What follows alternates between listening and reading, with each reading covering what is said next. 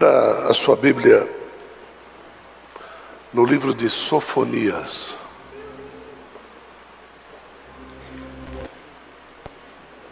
Sofonias. Tira um pouco de médio da minha voz e põe um pouco de grave, Gustavo. Pode deixar. Obrigado. Isso, melhorou bastante.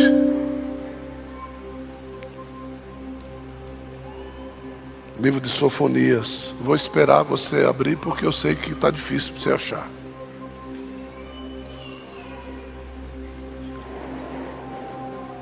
Sofonias, capítulo 1. Podem desligar esse ventilador para mim, por favor? Sofonias, capítulo 1.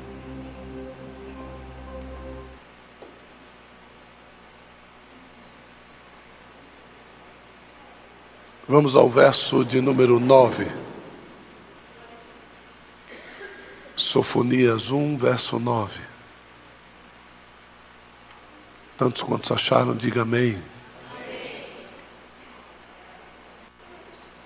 Naquele dia, darei ordem contra todos os que saltam o umbral, que enchem as casas de seus senhores com motim e com engano. E naquele dia, diz o Senhor Jeová, haverá uma voz de clamor desde a porta do peixe e um pranto vindo de diferentes partes da cidade baixa. E um grande quebrantamento virá das colinas.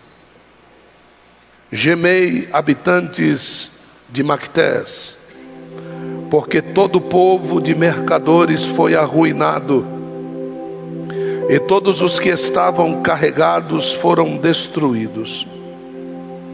E sucederá que naquele tempo, diz o Senhor Jeová, esquadrinharei a Jerusalém com lanternas, e castigarei os homens que repousam tranquilos sobre as suas fezes, e dizem no seu coração, o Senhor Jeová não fará nem bem e nem mal. Os seus bens serão convertidos em despojos, as suas casas serão uma desolação. Edificarão as suas casas, mas não habitarão nelas. Plantarão vinhas, mas não beberão do seu vinho. Próximo está o grande dia do Senhor, muito próximo. A voz do dia do Senhor Jeová se apressa, e até mesmo o homem valente clamará amargamente. Só até aqui.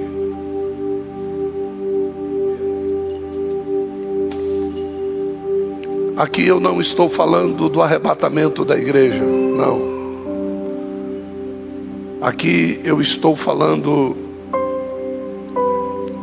daquele que era o remidor e agora retorna como vingador. Eu estou falando do Boaz de Ruth, que vai remir uma moabita para se casar com um israelita. Eu estou falando do Cristo que vai remir a nação para torná-la sua noiva, e depois ele retorna como parente vingador. Eu estou falando do dia da vingança. Eu estou falando da reles pequena, mas possível possibilidade de você ser a igreja que não sobe, mas a igreja que fica. A minha preocupação nos dias de hoje é em manter você dentro da igreja. Eu não estou com muitas preocupações de ganhar milhares para Deus, não. A minha preocupação é manter o rebanho dentro do redil.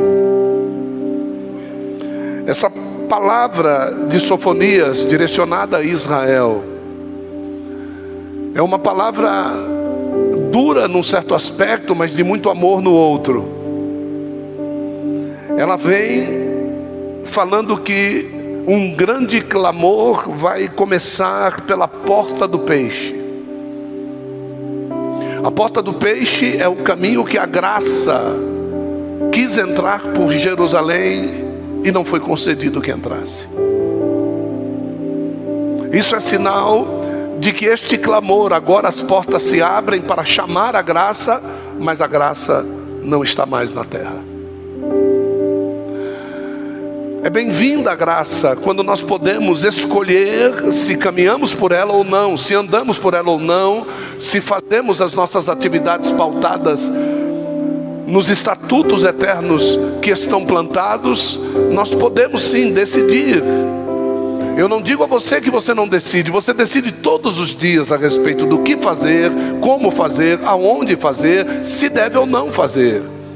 Mas aqui também está dizendo que eles vão clamar e depois eles vão ver que nada entrou pela porta do peixe. Então eles vão sair rumo às colinas. O que é que estava nas colinas? Os profetas que estavam se escondendo lá. Porque os profetas não podiam profetizar mais em Jerusalém.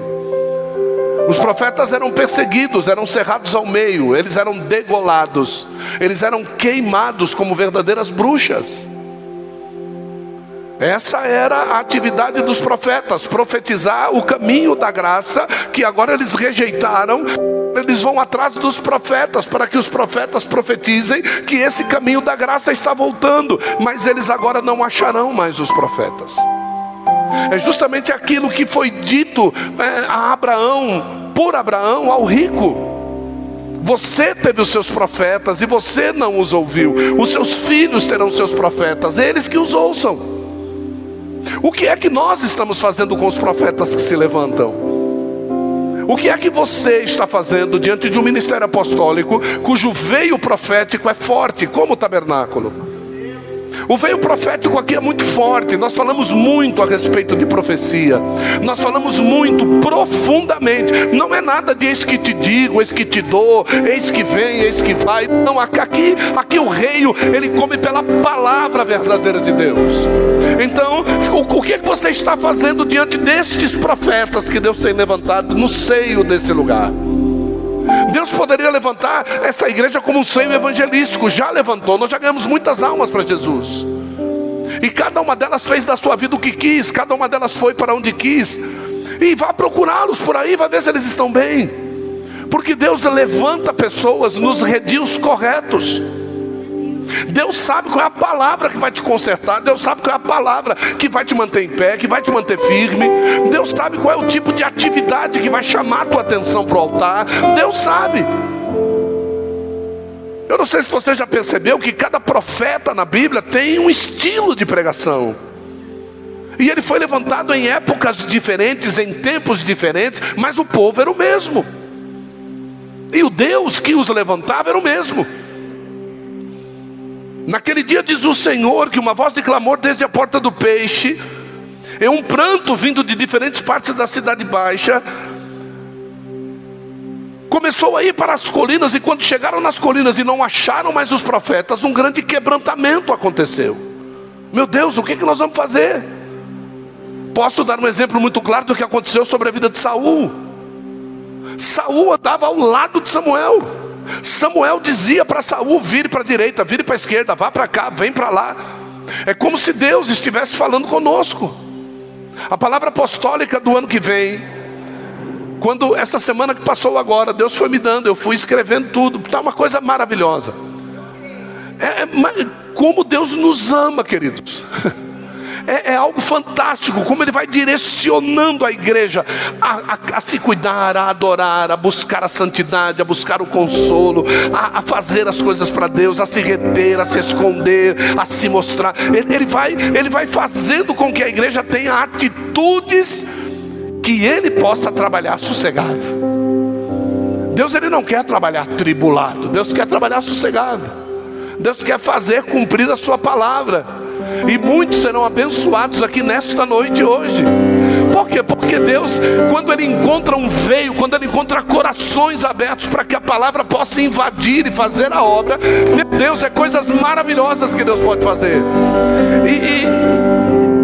E Saul, ele tinha esse veio profético ao lado dele. E que profeta estava do lado dele? Ele diz assim, o profeta diz: eu vou me ausentar alguns dias e volto.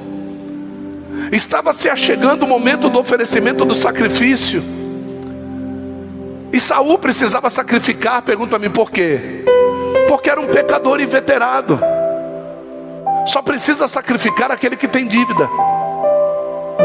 Não é preocupação em cumprir a entrega do sacrifício, porque o sacrifício de sangue é para cobertura de pecado. Quando se sacrificava vegetal, era alegria, mas ele precisa matar carneiro. Ele precisa por quê? Porque tinha pecado. Tem gente que vem para a igreja para tentar lavar os pecados, as besteiras que faz durante a semana. Mas tem gente que vem para a igreja porque está feliz e quer adorar a Deus. Tem gente que não vem aqui para pedir perdão de pecado, mas vem aqui para agradar e adorar ao nome do Senhor. É isso. Então nós precisamos saber o motivo pelo qual e darmos valor ao veio profético. Então Samuel diz para ele: eu volto.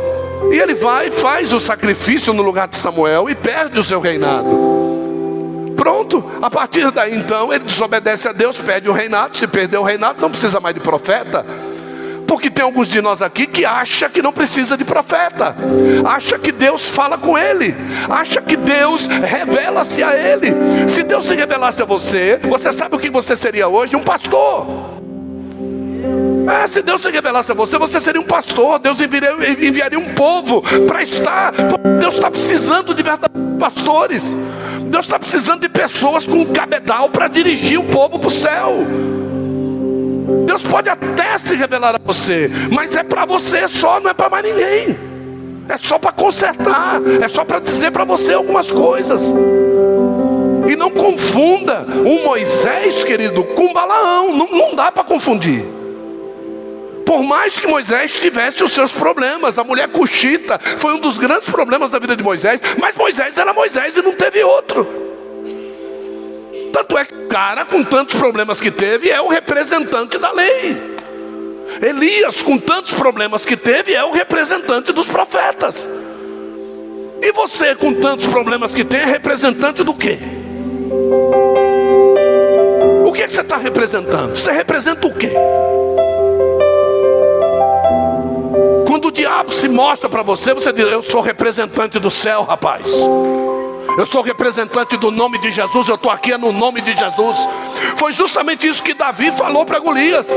Você está pensando que você está cuidando com esse calça frouxa desse cara de 2 metros de altura que está aqui do meu lado? Estou não. Você pode ter o tamanho que for. Eu vou a ti em nome do Senhor dos Exércitos, rapaz. Eu não vou a ti pelo meu discurso. Eu não vou a ti porque eu sou bom atirador. Eu vou a ti porque você falou mal do Deus que eu sirvo. Você menosprezou a força do Deus que eu sirvo. E eu vou te mostrar. Eu vou cortar o teu pescoço fora. E você vai ver quem eu sou.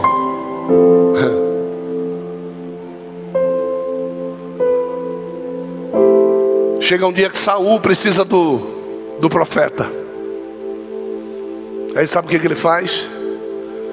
Não tendo profeta, ele vai na feiticeira. Que desnível, hein, irmão? Olha para a pessoa do seu lado e diga assim: que desnível, hein? Diz assim, ó: tinha um profeta nato e foi parar na mão do feiticeiro, velho. Que desnível, velho. E a história, se você quiser saber, 1 Samuel capítulo 28 está lá. Não vou me prender aí não. Mas eu sei que esses caras aqui estão clamando por profetas. Eles tinham profetas de monte. No tempo de Jesus, segundo Lutero, devia ter pelo menos uns 500 em atividade naquela época. Você consegue imaginar 500 profetas vindo de Deus mesmo para profetizar? Não é falso profeta não. Falso profeta devia ter milhares. Nos dias de hoje, querido, nós estamos aí cheios de pessoas que gritam, mas poucos deles fazem ouvir a sua voz no céu. Nós temos pessoas que fazem o maior estardalhaço, mas poucos deles, pelo seu caráter, conseguem manter o diabo afastado deles mesmos. A grande característica dessa mensagem aqui é que Deus agora está falando a respeito desses caras. Coloca o verso 11 para mim, por favor. Capítulo 1, verso 11. Olha só. Uivai vós, moradores de Mactés, Repete comigo e diga assim: Mactés. Você sabe o que quer dizer no hebraico a palavra Mactés? Quer dizer buraco profundo. E você sabe o que acontecia em Mactés? Era uma terra de negociações, onde todo mundo podia negociar livremente aquilo que Deus proibia. Então todas as vezes que a religiosidade proibia, eu ia para Mactés, e lá em Mactés eu podia fazer.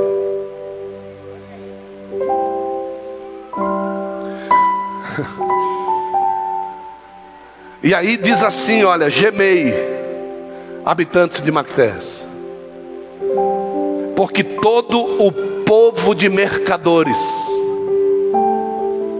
foi arruinado. Deus vai tratar com esses caras que estão mercantilizando o evangelho. Deus vai tratar com esses mentirosos que pregam o que não vivem, falam de coisas que não entendem e não sabem, disse e Deus nunca se revelou a eles. A Bíblia diz que esses caras, os mercadores, vão ser arruinados. E todos os que estavam carregados de prata, que estavam carregados de coisas que iam negociar com eles, olha o que vai acontecer: serão destruídos. Então que não somente o que mercantiliza, mas o que comprava mercadoria também vai ser. Deus deu uma visão para um profeta uma vez, disse assim: faz um buraco na parede. Ô Senhor, mas é o templo. Ele faz um buraco na parede, na visão. E ele foi lá e fez um buraco na parede. Agora põe a cabeça lá dentro e veja o que eles estão cometendo por trás da parede. Veja o que os sacerdotes estão fazendo por detrás da parede.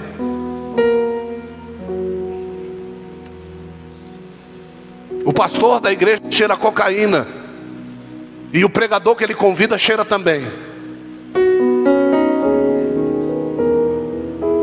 É isso que eles estão fazendo com a tal noiva do Cordeiro.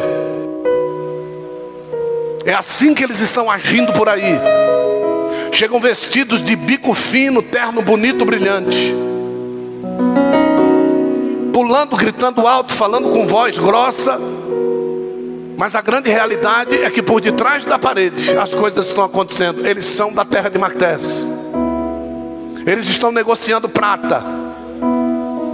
E estão negociando com eles que gostam desse negócio, que no fundo não cobra mudança de caráter, mas traz experiências levianas e passageiras e momentâneas, para que eu me alegre durante alguns instantes e logo depois eu volte novamente para Mactés para regularizar os meus desejos. Essas pessoas serão destruídas. E aqui diz assim: e sucederá naquele dia, diz o Senhor, que eu vou esquadrinhar Jerusalém. Você sabe o que é isso? Esquadrinhar é você fazer quadrados pequenos e observar ponto por ponto. Não vai ficar nada que Deus não se agrade em Jerusalém. E ele continua dizendo assim: eu vou esquadrinhar com lanternas. Meu Deus, eu fico pensando, onde é que estão todas as lanternas? Apagaram-se todas. Porque durante a noite nós não tínhamos uma companhia de energia elétrica em Jerusalém. Nós tínhamos lanternas acesas a azeite, e elas não poderiam ser colocadas debaixo da cama, senão elas tocariam fogo na casa. Mas elas tinham que ser colocadas no lugar mais alto, para poder iluminar todos os que dentro da casa. Só que Deus agora está dizendo: Jerusalém chegou num determinado ponto que não há luz, não há lanternas acesas mais em Jerusalém. O que é que ele está dizendo? Meu espírito foi embora de Jerusalém. Então eu agora vou enviar anjos com lanternas, para que eles possam inspecionar quadrado por quadrado em Jerusalém. Agora, se Deus vai fazer isso com Jerusalém, será que Ele já não está fazendo com a noiva do Cordeiro?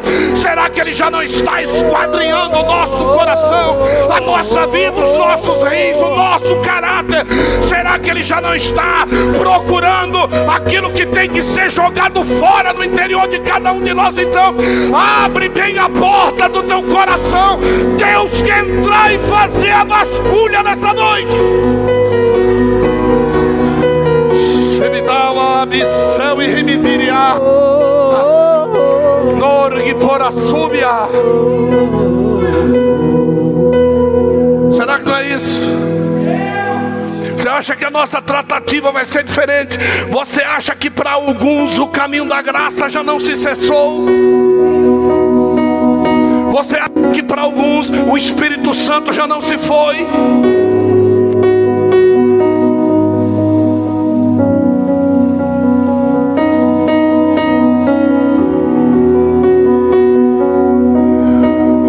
Verso 12. Eu quero que você entenda profeticamente. Eu estou aqui como profeta. E às vezes para te mostrar o presente eu preciso te levar no futuro. Às vezes para te mostrar o presente que você está dizendo que não está entendendo, eu preciso te levar no teu passado. E o único que tem condição de transitar no era, no é e no será é o próprio Deus. E às vezes você vê o profeta Daniel sendo levado para o futuro, enquanto quem estava no presente não conseguia ver o que estava acontecendo. E Daniel, 700 anos antes, via Jesus subindo e recebendo o cetro, o trono, todo o poder, toda a glória, um reino que não seria derribado. E os apóstolos que andavam junto com Jesus estavam perguntando: meu Deus, ele está indo embora. Então o profeta, ele consegue andar nestas três dimensões sem ficar maluco. Por isso que eu disse para você, eu estou pregando aqui a respeito de algo do futuro, mas eu quero que você traga essa profecia para o presente. Porque se Deus vai fazer isso com Israel depois de tudo acabado, porque o anticristo já está na cidade. Nessa passagem o anticristo já está na cidade. Israel já adorou o anticristo porque não tem luz. Israel se confundiu com o diabo pensando que era Deus. Não tinha lâmpadas acesas. E tem aquele hino que diz: eu já preparei as minhas lâmpadas, o meu vestido já está passado, pronto para ser vestido. Que bênção é quando você pode ver o futuro e está condicionado para participar dele. Mas o que Deus está dizendo é: abre o teu olho, porque o futuro está vindo, está muito próximo, e você ainda não está pronto para participar dele. Você precisa arrumar a vestimenta, acender a lâmpada. Você precisa ser sal, você precisa ser luz. Tira a lâmpada de debaixo da cama e põe no velador para iluminar a casa toda.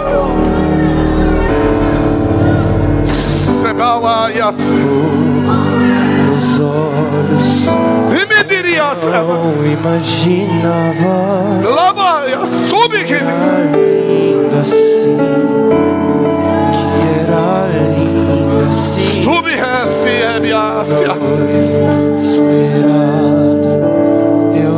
Querido, hoje é dia de você dar lugar. Mas você não vai dar lugar por causa de emoção, não. Você vai dar lugar porque você vai estar cheio do Espírito Santo. É isso, você não vai conseguir se conter mais. Deixa fluir o Espírito. É lâmpada para os meus pés, é luz para o meu caminho. Sube. Eu abro a minha casa, pode morar aqui. E eu já coloquei as minhas vestes brancas. Estou só te esperando. Vamos dançar. Ele tem paciência. Ele vai colocando um pouquinho de azeite no de cada um devagar. Já encheu ali, já encheu outro ali, encheu mais um ali, encheu mais outro ali, lá encheu outro ali, lá enchendo ali, encheu mais um, encheu mais um ali, encheu. Vai encher, vai enchendo devagar, vai enchendo devagar, vai enchendo. Não vai se perder o azeite.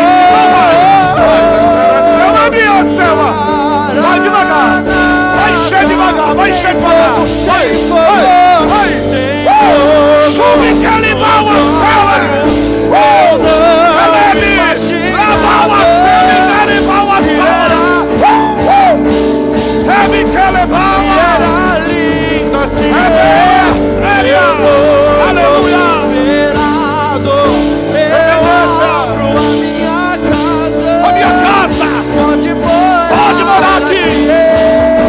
Pode morar aqui.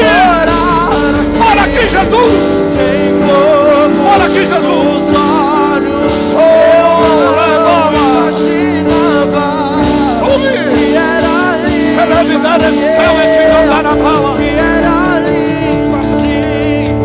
Meu noivo esperado, eu abro a minha casa. Pode morar aqui.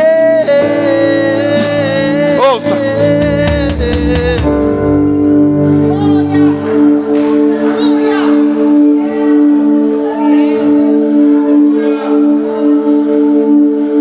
Castigarei os homens que se espeçam sobre a borra do vinho.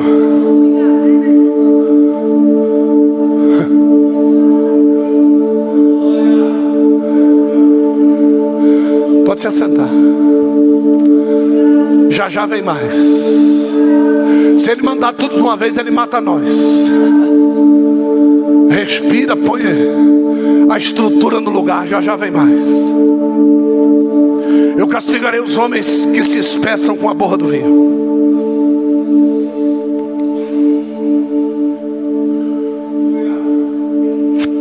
Um lugar lindo de se conhecer é a fonte nascente do Rio Jordão, chamado Monte Hermon. Por ser distante e muito alto,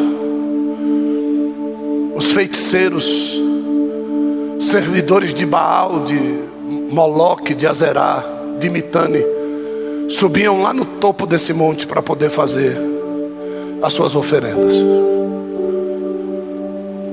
Como era difícil para os sacerdotes e para os servos de Deus subir até lá, então eles se sentiam quase que como seguros.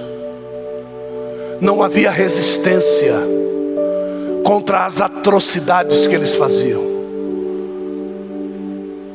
Não havia resistência.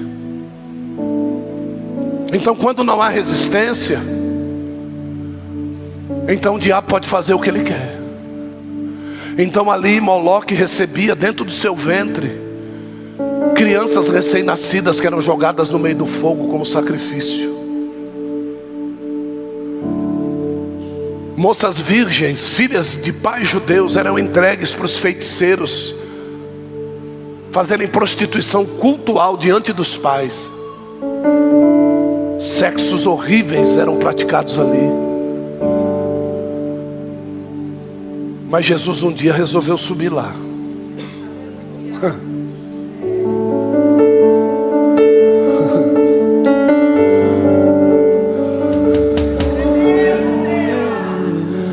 Jesus subiu lá ele levou a futura igreja com ele. Preste atenção. Jesus, ele não está subindo lá por causa dele. Jesus está subindo lá por nossa causa. Jesus estava levando com ele a futura igreja. Jesus estava levando a gente junto com ele lá. E quando ele chegou diante de uma caverna que tem lá, cravada na rocha, que era onde Moloque ficava, eles colocaram ali por causa de uma rebelião que houve 15 anos antes de Jesus nascer. Jesus agora estava com 31 anos.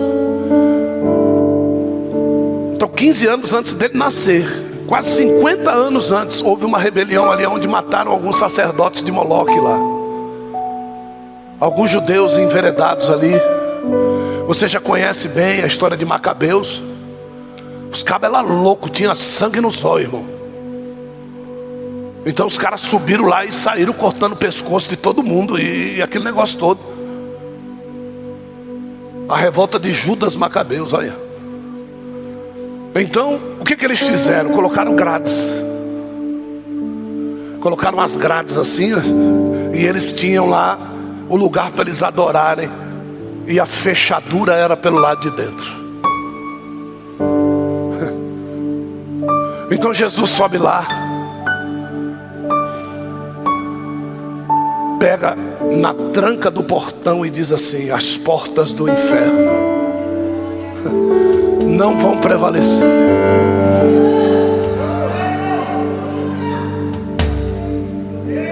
E é como eu até posso ver, quando eu chegar lá eu vou até perguntar para ele se ele fez isso. É como se ele pegasse e ele estivesse dizendo para alguém lá dentro: essas grades que vocês colocaram aqui não vão prevalecer.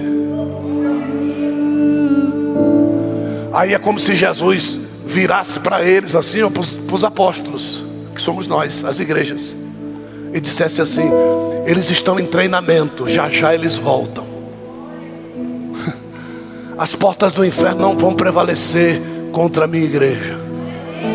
Então quando a minha igreja chegar aqui, pode estar trancado com as 7 trancas do tranca-rua, vai cair por terra em nome de Jesus.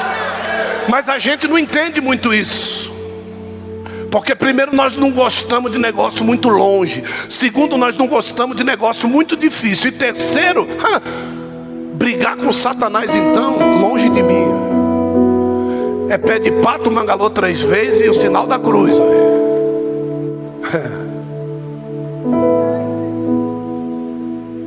E simplesmente porque você se espeça com a borra do vinho. E a tradução que eu li aqui diz: estão assentados sobre as suas fezes. O que tem a ver se espeçam sobre a borra do vinho com estão assentados sobre as suas fezes? Jesus um dia chegou para os fariseus e disse assim: vocês coam um mosquito e engolem um camelo. E o que Jesus está dizendo é justamente um lagar que existia nesta região, que eles faziam vinho de uma forma inadequada ali, para se embebedar nas suas prostituições. Então o que eles tinham que fazer? De ônibus, nós demoramos 30 minutos para subir até o lugar.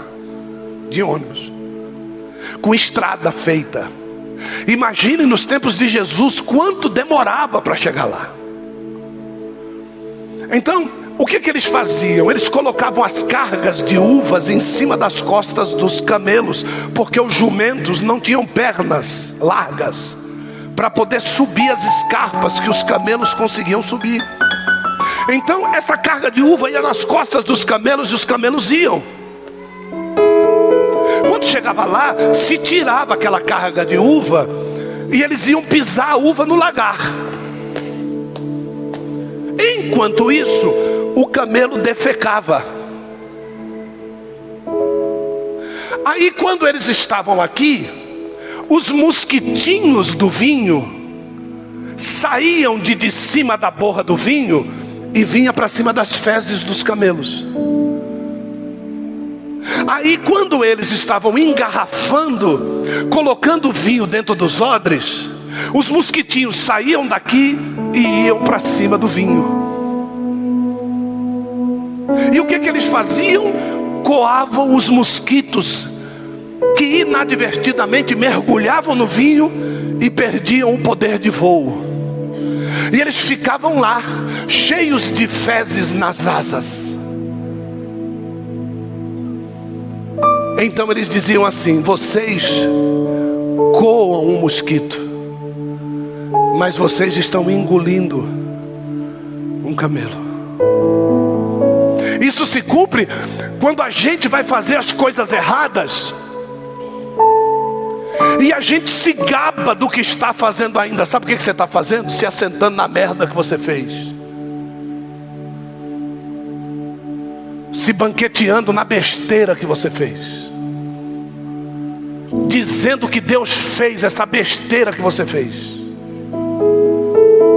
E Deus não tem nada a ver com essa tua decisão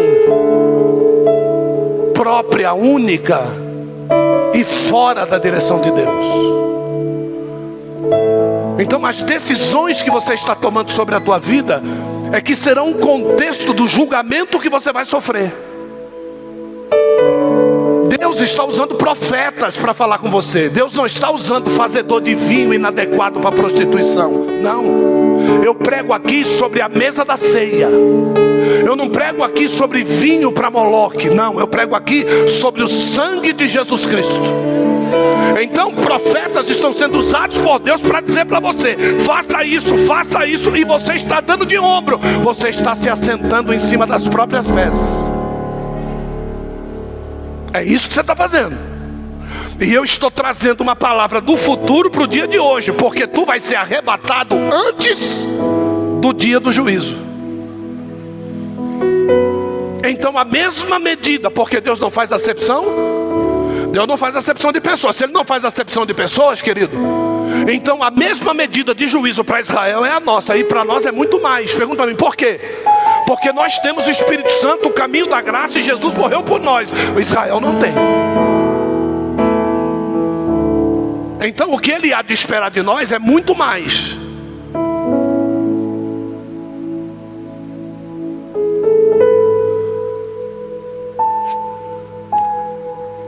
Eu ministrei uma aula essa semana, onde eu levei o povo que estava na sala de aula a entender o tal do mistério do vaso doleiro. O mistério do vaso doleiro que Jeremias profetiza lá na frente para Israel, mas que Isaías havia falado bem antes de Jeremias. Por quê? Porque Jeremias está profetizando lá na Babilônia, e Isaías está profetizando aqui, ao lado do trono do rei Uzias. Então Isaías está no meio da corte. Jeremias é o profeta das trancas do inferno. Quando Isaías vai profetizar, ele profetiza assim: vocês dizem, o Senhor é o meu pai e eu sou o seu filho.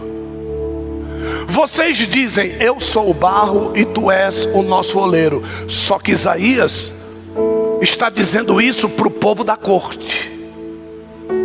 O povo da corte que não quis ir para a Babilônia. Agora Jeremias está profetizando para quem foi para o cativeiro. Só que lá Jeremias não está dizendo vocês dizem. Jeremias está dizendo eu sou o oleiro e vocês são o barro.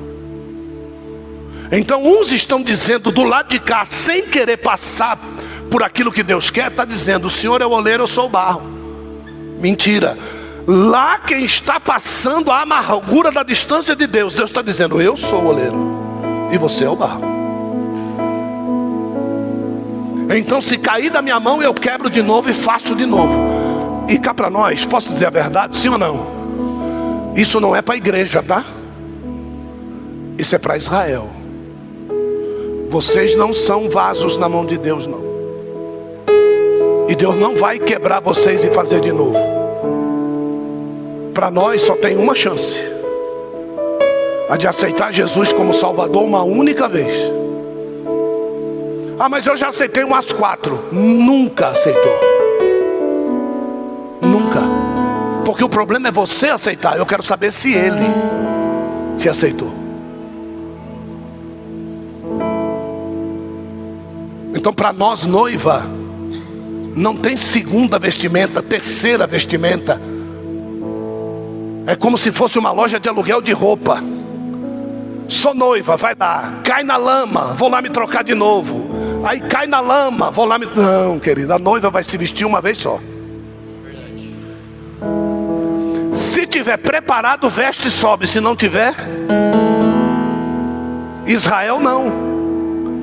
Ó, Israel sendo quebrado o tempo todo, vai ser quebrado lá no Apocalipse, vai ser quebrado lá na guerra, vai ser quebrado de todo lado. E Deus está sempre levantando Israel, porque Ele é barro e Deus é oleiro. Nós não. Então qual é o meu conselho? Para de fazer besteira e dizer que foi Deus que mandou. Assuma os seus erros. Viu? Sou eu que não quero, ou sou eu que quero. Assuma. Olha só, presta atenção. Verso 13. Os seus bens serão convertidos em despojos. O que é o despojo? Quando tem uma guerra, tudo aquilo que eu comprei já não é mais meu. É de quem venceu a guerra. Interessante isso, né? Sim ou não? Então, quando tem uma guerra, aquilo que eu tenho não é mais meu. É de quem venceu a guerra. Então quer dizer que toda vez que o Senhor guerreia por você, tudo aquilo que você tem já não é mais seu. É de quem venceu.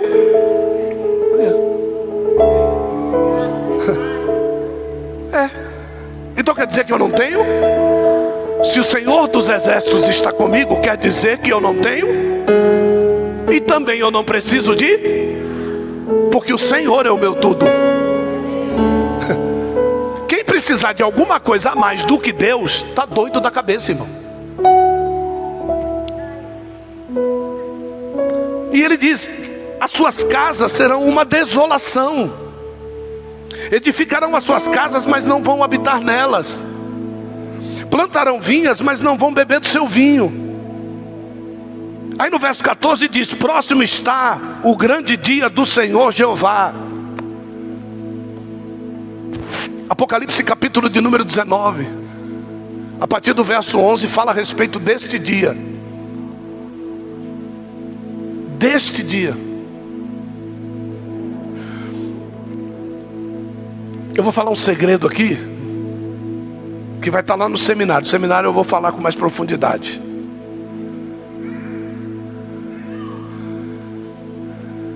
Vocês estão lembrados do negócio do mosquitinho que pousa aqui, pousa lá, pousa aqui? Sim ou não? E que a gente, por ter esse contato com o inadequado, a gente acaba se tornando inadequado. Certo? Então, por causa do teu contato com o pecado, você vai se tornar inadequado para ter contato com Deus. Porque o pecado nos afasta de Deus.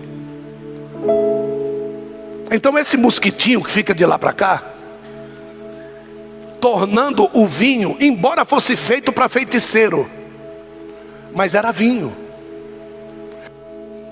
inadequado. É aquele perfumador que está com um vaso cheio de unguento, aí cai uma mosquinha pequena dentro, invalida todo o azeite. Todo o azeite. E dependendo do tipo de porosidade interna do vaso, o vaso tem que ser jogado fora, porque o vaso vai absorver por causa da porosidade. É por isso que, sabe o que Deus mandou fazer com a arca? Mandou betumar por dentro e por fora, porque a madeira absorve. Então quando o Espírito Santo vem na nossa vida, ele vem para nos betumar por dentro e por fora. Mas aí, eu não sei se eu falo, eu vou falar. Olha só, presta atenção. A cidade já está descendo desde os dias de João. Então desde os dias de João, que ele sobe para ter a visão, ele viu o início da movimentação da cidade. Então ela está descendo. Glória a Deus, né? Está descendo, legal. Mas ela não está descendo com esse intuito que todos vivem pregando. Também faz parte disso, mas o principal não é isso. O principal é o seguinte: assistiu aqui, dificilmente alguém assistiu esse filme. Quem assistiu aqui, se assistiu, parabéns. Os Canhões de Navarone. Tá vendo? Quem assistiu a Escolinha do Professor Raimundo aqui? Tá vendo?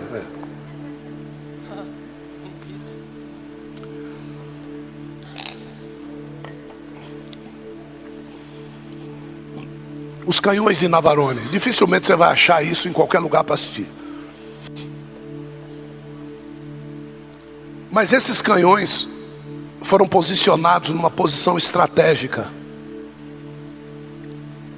que já se sabia que o inimigo, depois de perderem alguns flancos, iria atacar pelo outro lado, pelas terras de Navarone. E esses canhões estavam lá e disseram e falaram coisas absurdas a respeito do comandante que mandou botar os canhões lá, porque eles achavam que esses canhões poderiam fazer muita diferença nas frentes de combate ativas. E às vezes a gente pega todos os nossos canhões e vai colocando numa frente de combate ativa, e vem o inimigo pelo lado de trás. Então o diabo costuma usar principalmente as pessoas da nossa família, principalmente os amigos mais próximos, principalmente os irmãos de ministério, para tirar a nossa atenção da onde nós devemos colocar a nossa atenção. E nós somos desviados de tudo isso, e quando o inimigo chega, ele nos pega de surpresa. Então esta cidade, ela está descendo como uma arma e não como um poste de luz. Essa cidade, ela está descendo como uma arma, não como moradias para a noiva morar, não. Porque independente de qualquer coisa, se Deus quisesse manifestar a sua glória, Ele manifestaria a sua glória da onde Ele estivesse. Ele não precisava aproximar a cidade para poder manifestar a glória dele. Mas Ele está aproximando a cidade com um intuito. E esse intuito, as águas purificadoras não podiam resolver. As aves do céu não podiam resolver com o seu banquete. Tem coisas que existem, ferramentas específicas de Deus. E a cidade tem uma arma dentro dela, que depois da guerra de Gog e Magog, aonde os últimos rebeldes serão retirados da terra e jogados no inferno junto com Satanás para todo sempre, e os seus demônios e os seus adeptos, a Bíblia diz que fogo vai descer do céu da cidade e vai purificar de uma vez e eternamente a terra. Então, para você ver que quando Deus estipular, acabou a conversa, acabou a conversa. Não vai ter mais o que conversar. Eu quero que você venha nesse seminário para você entender o que é o Beema e o Gabatá. Eu quero que você venha entender. Eu quero que você venha entender o que vai ser o tribunal do juízo de Deus e o tribunal dos galardões. Eu quero que você venha entender que você vai estar feliz por ter sido salvo. E como a gente vai estar feliz, irmão?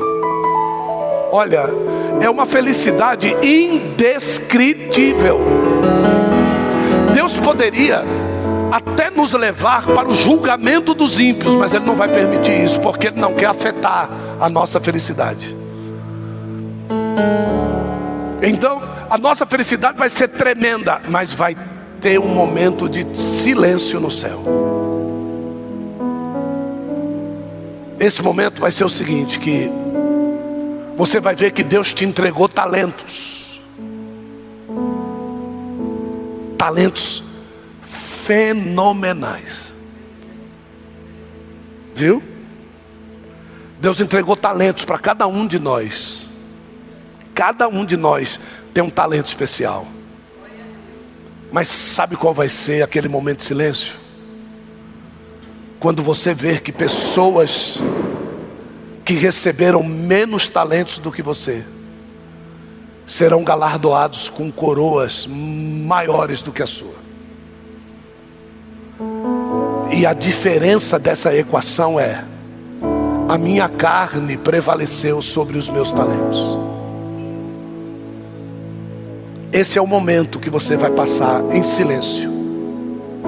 Esse é o momento que Deus vai permitir que você pense aquilo que Deus te entregou, a potência que Deus te entregou e o que foi que você fez com isso que Ele te entregou.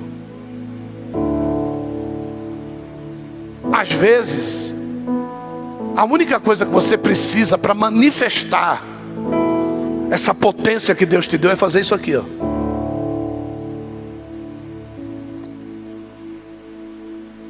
Tem gente que é preso por causa do casamento que tem.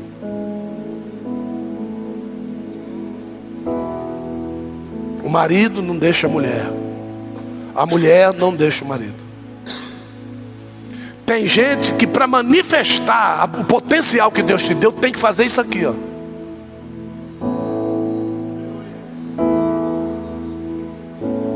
Porque o que falta na manifestação é aquilo que o teu amaziado, a tua amaziada só vai manifestar quando ele se tornar um com você.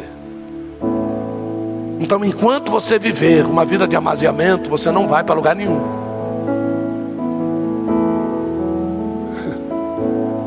E o que Deus está querendo dizer aqui é o seguinte, ó: você não vai querer participar daquele dia. E se você participar, você vai lembrar muito bem desta palavra.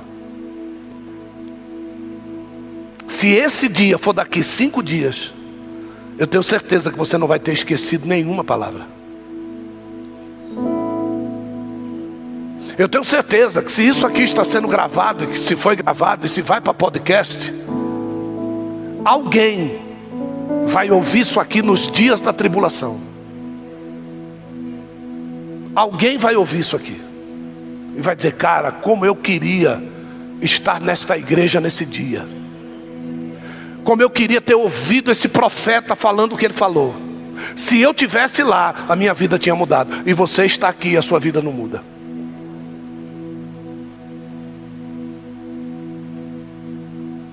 Aquele dia, e esse dia, o tal dia, o dia do Senhor Jeová, o dia do Senhor, o grande dia, o dia, ele não é falado para trazer medo, não, serão 10 dias num dia só. Diga assim: viver 10 dias em 24 horas é emoção demais, gente. São 240 horas vividas em 24 horas. Não é tremendo o negócio, sim ou não? Hã? Olha, repete comigo e diga: 240 horas vividas em 24 horas. Verso 14, vem comigo. O grande dia do Senhor está perto. Diga sim. Olha, está perto. E se apressa muito. Amarga é a voz do dia do Senhor. Clamará ali o poderoso. Então o poderoso que não quer saber de Deus está dizendo: essa voz é amarga demais. Próximo verso. Aquele dia será um dia, repete comigo e diga: indignação. Diga tribulação. Diga angústia. Diga alvoroço. Próximo verso. Diga assolação. Diga trevas. Diga escuridão. Diga nuvens. Diga densas trevas. Próximo verso. Diga trombeta. Alarido contra as cidades fortificadas e contra as torres altas. 10 dias num dia só. 10 dias. E não é que Deus ele vai querer simplificar a coisa para acabar com tudo logo. Não, não.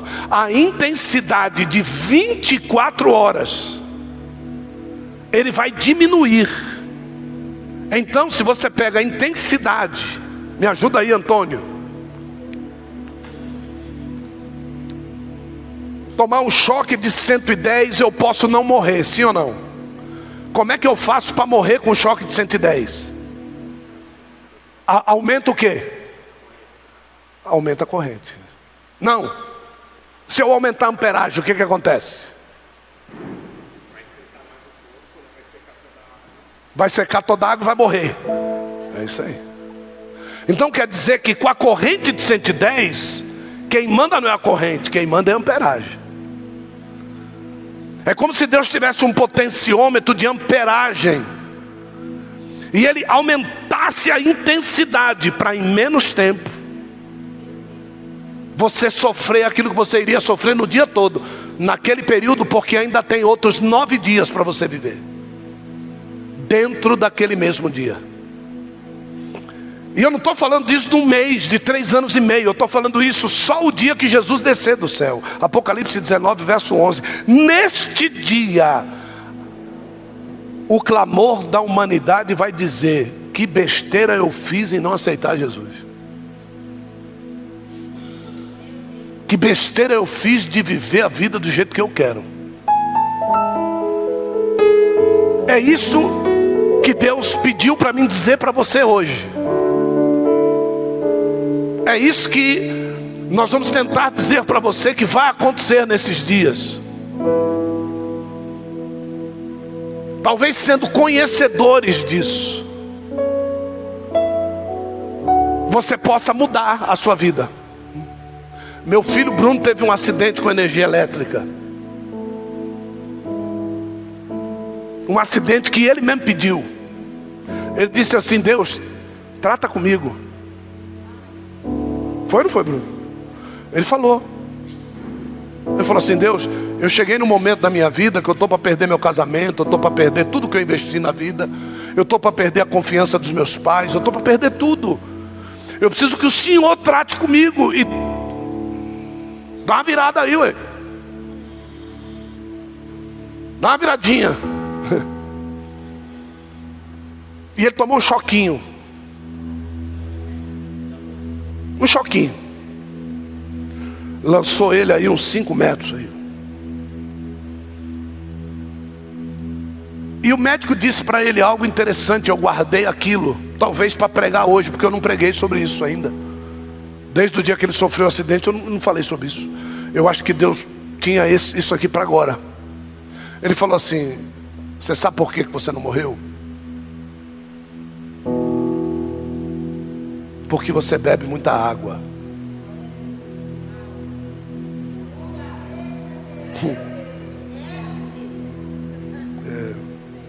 E o negócio que o pastor Antônio falou ali, né, que se aumentar a amperagem, o que vai acontecer com a água? Então ele só não morreu porque ele tinha água para evaporar. E se não tivesse água, ele tinha morrido seco e a corrente sanguínea dele, o sangue tinha secado. Na hora, ia morrer na hora. Então tem coisas que você vai se alimentando durante a sua vida que vão te livrar da morte. E você não sabe disso. E você não escolhe a comida que Daniel e os 3 amigos escolheram para comer. Como é que comendo essa porcaria você vai estar mais bonito e mais inteligente que os outros? É porque o tipo de organismo que eu tenho é diferente do organismo dos outros. Porque quando o Espírito Santo entra em nós, ele começa a mudar o nosso interior. Olha só o que é que Jesus diz: a minha comida é fazer a vontade do meu Pai que está no céu.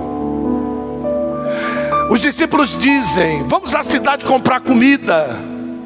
Todos nós estamos com fome. Jesus diz: a minha comida e a minha bebida é fazer a vontade do meu Pai que está no céu. É interessantíssimo isso. Por quê? Porque Jesus já tinha se transformado, os discípulos ainda não.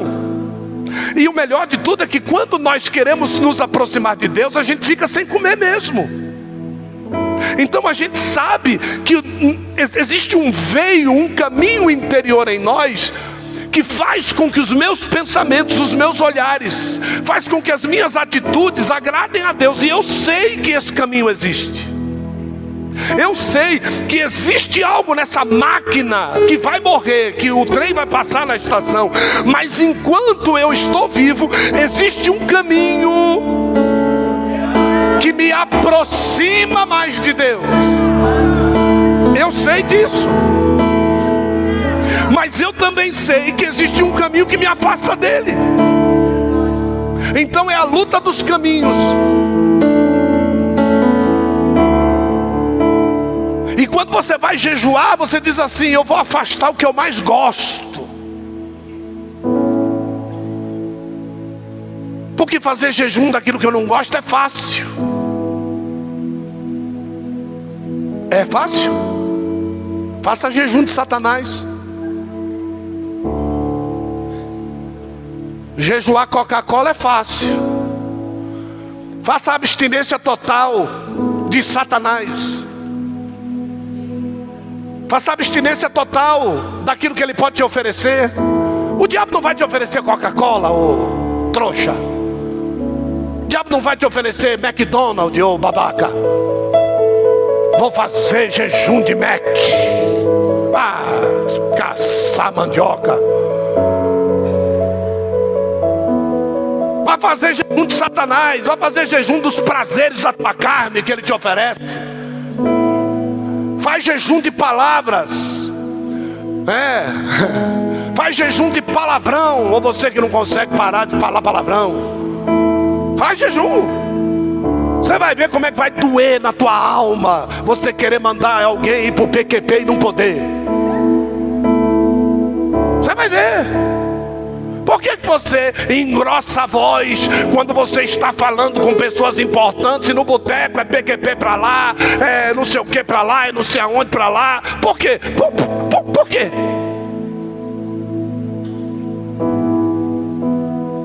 Jesus, ele chega para nós e diz assim: cara, se os teus olhos te comprometem, arranca eles, mano. Se a tua mão te compromete, corta ela fora. Manuel já começou, já arrancou um dedo. Começou já.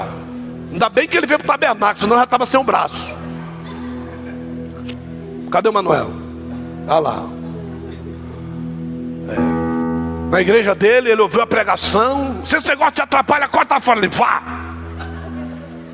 Aí, bendito seminário de escatologia. Ele disse: agora não preciso perder mais nada.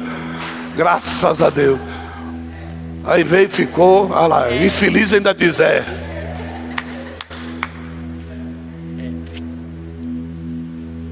bom, pelo menos uma coisa aconteceu. Pergunta-me o que? Ele cortou o dedo, mas ele acordou, né? Nasceu o Gael. Corta mais um para alguma coisa. Cadê a Tati? A Tati está ali, ó. Alguma coisa aconteceu aí. A gente tem que perder de um lado para ganhar do outro, né, irmão? Mas esses dias, irmãos, não será muito fácil, não. Eu quero trazer você à existência profética do dia do agora. Os rojões estão lá. Talvez o Luiz Inácio Lula da Silva seja o teu presidente a partir de amanhã. Mas isso não vai mudar a nossa qualidade de cidadãos dos céus.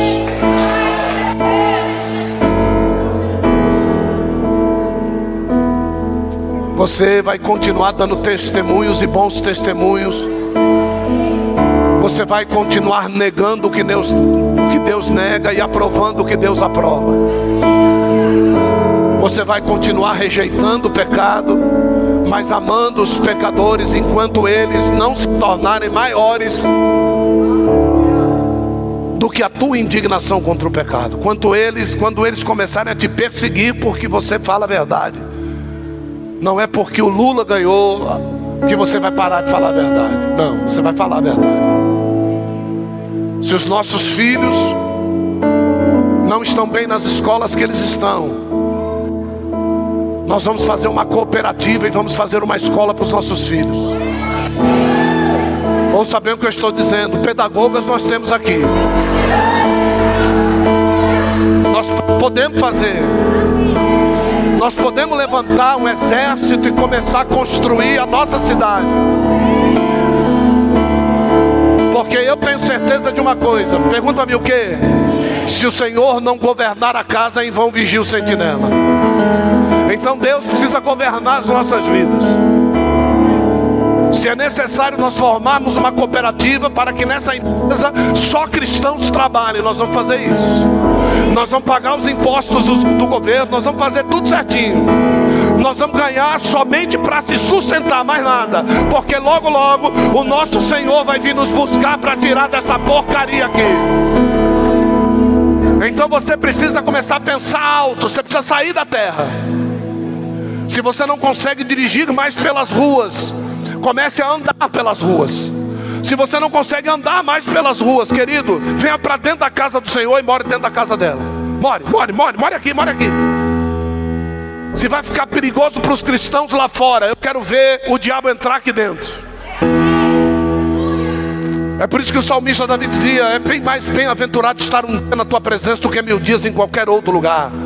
Por quê? Porque aquele que habita no esconderijo do Altíssimo, a sombra do Onipotente descansa e não tem tribulação que possa abalar. Então são momentos que você vai ter que começar a mostrar o teu cristianismo. Você vai ter que começar a testemunhar aquilo que Deus já plantou dentro de você. Agora chegou a hora de nós dizermos que nós somos cristãos e não arredamos o pé disso. Não me importa quem ganhou, querido. O que importa é que a minha vida continua nas mãos do meu Jesus. Então eu quero te convidar nessa noite.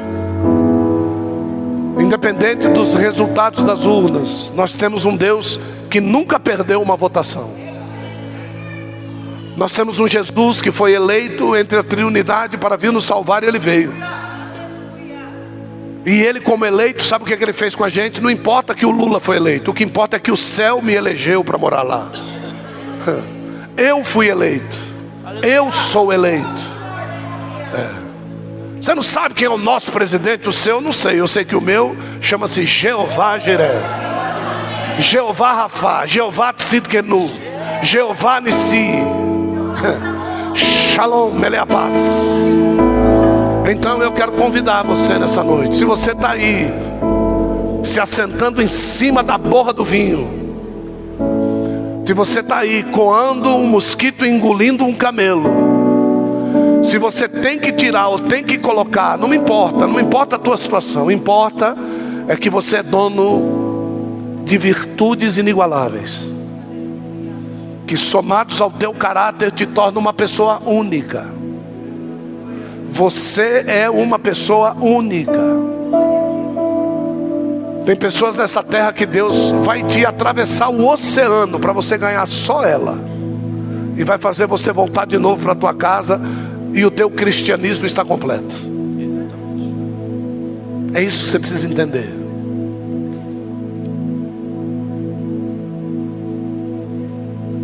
Filipe pregava para multidões, mas Deus queria o eunuco-chefe do exército da rainha de Candace.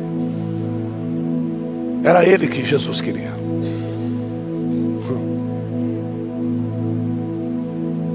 Jesus te quis e Ele te comprou.